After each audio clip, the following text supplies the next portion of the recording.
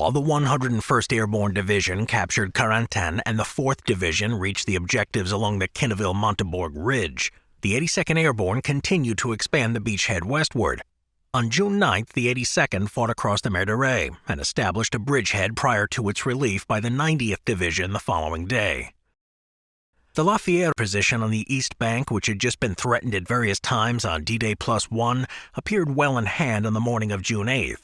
Held by forces of Colonel Maloney and Colonel Lindquist, and backed by the newly arrived 1st Battalion, 325th Glider Infantry, it was well supplied with ammunition and supported by tanks and artillery. Nevertheless, no attempt was made that day to cross at Lafayette. Instead, Colonel Lindquist's force was shifted to Cherbourg on orders to organize the bridgehead there and establish contact with Colonel Shanley's men isolated on Hill 30. It was also to secure the left flank of the division east of the Merderet. The latter mission was given to companies, which cleared out the Carcabut area without casualties and took 135 prisoners. Colonel Lindquist did not succeed, however, in his principal mission of joining Colonel Shanley's force. From Hill 30, Colonel Shanley could overlook the Merderet and the causeway running west from the Chais du Pont Bridge, but his only contact with the forces east of the river was by patrol.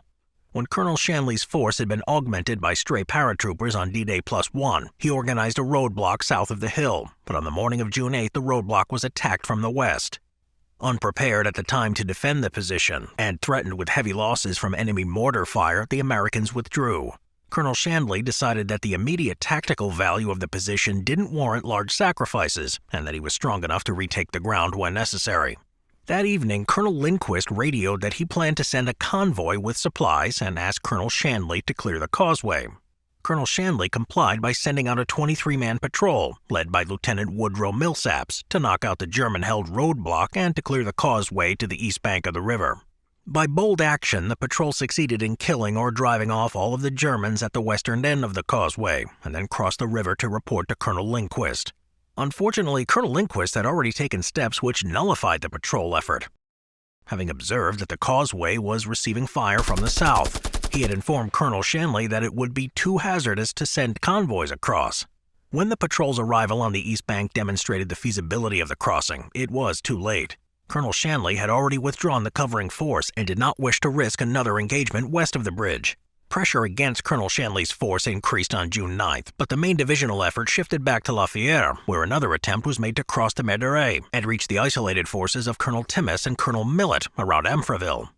It was planned to send the 1st Battalion 325th Glider Infantry north along the railway to cross the river above Lafayette, join forces with Colonel Timms, and then attack south to take the west end of the causeway. Colonel Millet was also ordered to join Colonel Timms east of Amfreville. This plan was developed late on June 8th after a 2-man patrol from Colonel Timms's force discovered a road across the swamp and reached the 325th Glider Infantry east of the river. The 1st Battalion and Colonel Millet's force began simultaneously the planned convergence on Colonel Timms' Amfreville position. Colonel Millet's force was attacked in the darkness and fell apart. Many were taken prisoner, including Millet himself, who was then taken away to a prisoner of war camp in Poland. Enemy fire from a group of buildings, which came to be called the Grey Castle, forced the rest of the column to withdraw northeast towards the river. The 1st Battalion attack from the west had better initial success. As the battalion reached dry land and approached Timms' position, it also drew fire from the Grey Castle.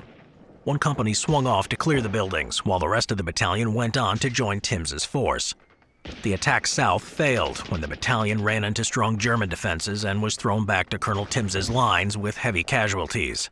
When Colonel Lewis, commanding the 325th Glider Infantry, reported the failure of the 1st Battalion's attack, General Gavin decided to force a crossing at Lafayette from the east. 3rd Battalion of the 325th Glider Infantry was to spearhead the attack, supported by Captain Ray's reinforced company of the 507th Parachute Infantry Regiment. Should the Glider Infantry be unable to force the crossing, Ray's force was to move immediately in support of the attack. The artillery began firing at 10:30 hours, and the attacking battalion moved from Chais du Pont to Lafayette under the cover of smoke. During the artillery preparation, the tanks moved up to within 150 yards of the bridge and fired over a hedge at targets of opportunity, while Captain Ray's force opened fire from the bank south of the bridge. At 10:45, a round of smoke signaled the lifting of the artillery fire, and the attack jumped off. The men of the 3rd Battalion had been told that they were to cover the exposed 500-yard-long causeway in one sprint. But the long run in the face of enemy small arms and mortar fire proved to be too much for most of them. Only a handful of Company G reached the west end of the causeway and started deploying along the trail to the south. The first casualties induced hesitation, and the causeway became more and more congested with dead, wounded, and those unwilling to move forward. To make matters worse, an American tank trying to cross after leading the infantry hit an uncleared American minefield. Its crippled bulk added to the destroyed enemy tank constricted the causeway bottleneck still further and slowed the buildup on the west bank. Yet the crossing proceeded, though at an increasingly heavy cost. Company E followed Company G under orders to deploy to the right of the main road and clear out the ground around the Cancani church. Despite the fact that its numbers were seriously depleted in the crossing, Company E carried out its mission with comparative ease. The Germans in this area were eager to surrender after being caught by the supporting fire of Captain Ray's company. Company F had the mission of following Companies G and E to mop up. However, when it crossed the causeway, the bridgehead had not been deepened to the extent where mop-up operations were required. On the initiative of its commander, the company therefore struck out west along the main road to push out the center of the bridgehead. By now, General Gavin had become concerned over the congestion of the causeway and the slow movement of troops across it. In the absence of reports from the West Bank, he concluded that the 3rd Battalion was faltering in its attack and ordered the immediate commitment of Captain Ray's company. Captain Ray was told to sweep the stragglers from the other companies across with him. His men moved out at the same time as Company F became intermingled in the crossing with the rest of the battalion. Once across, Captain Ray also headed west to drive through the center of the bridgehead toward the high ground at La Motte. Part of Captain Ray's company actually went on into La Motte, and another part broke off to the left and sought contact with Company G. Suddenly, the troops in La Motte were hit by an American artillery fire, which, without their knowledge, had been ordered to interdict the La Motte area as the most likely assembly point for a German counterattack against the bridgehead. Both groups pulled back and tried to communicate by radio with the artillery to call off the fire, which was barring their way to the high ground. When these efforts proved unavailing, Captain Ray withdrew his company to Cancani. From there, he sent a patrol northwest to contact the 1st Battalion, 325th Glider Infantry. The patrol reported that the enemy had eased its pressure in the north and that Colonel Timms was free to move as he wished. The north flank of the bridgehead ceased to be a tactical concern. However, Captain Ray's withdrawal from La Motte left a wide gap between Company F and Company G to the south. Company F was thus left exposed on both flanks, while enemy small arms fire from La Motte built up against it. To counter this danger, Company E was ordered to come up and protect Company F's left flank. This move, however, was delayed by the scattering of Company E personnel, and before it could be carried out, Company F had moved back a few hedgerows. As Company E finally pushed up, it found itself as exposed as Company F had been earlier. Discovering its isolation and subjected to enemy flanking fire, it pulled out in a confused maneuver which sent one platoon running back to the causeway, under the impression that it was being counterattacked. The panic was checked in time, however, and Company E was put back in line. Late in the afternoon, defensive positions were established with Company F on the right, Company E in the center, and Company G on the left. This line held against a German last-effort counterattack in the evening. The Lafayette Bridge was now reasonably secure, but the higher command, lacking information, was still worried.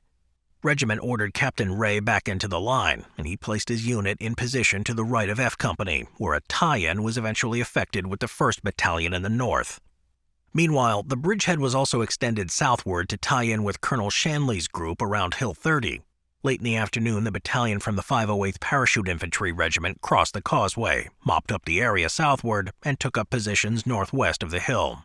The whole defense of the bridgehead was thus tied up for the night, from Colonel Timms's group in the north to Colonel Shanley's group in the south, bringing all units west of the Merderet within the perimeter of the bridgeheads. By nightfall, the bridgehead appeared ready for exploitation by the 90th Infantry Division the next day.